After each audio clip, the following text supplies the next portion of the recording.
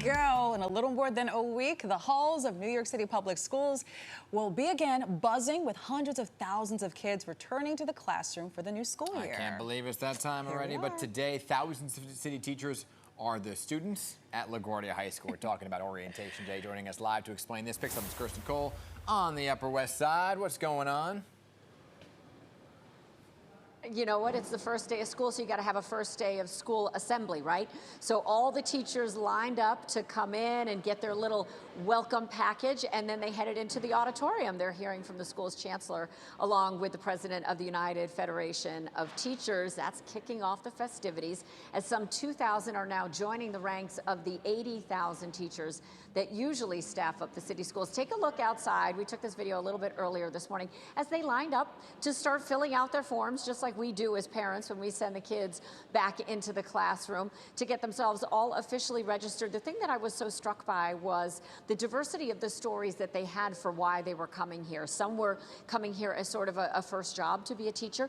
Others had transferred from other districts, from the suburbs or from other boroughs, choosing to come from a charter school to the public school, some changing careers, all deciding that they wanted to serve all of us, right? And come to one of those highest callings to teach our children. I've worked on Long Island for a number of years, and New York City is just more diverse, more accepting, and I'm excited to start here. That's a great reason to be here. What have you been teaching? What will you be teaching? So I've taught general music, I've taught band, I've taught gen ed. It talks about how we are in this together to make sure our children succeed and thrive.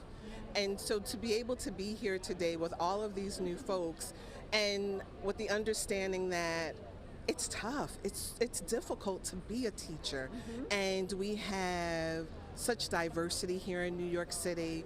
I think folks know we've just gotten so many new migrant students here, and to be able to take a few days to prepare these newer teachers so that they are welcoming and ready for our children says a lot.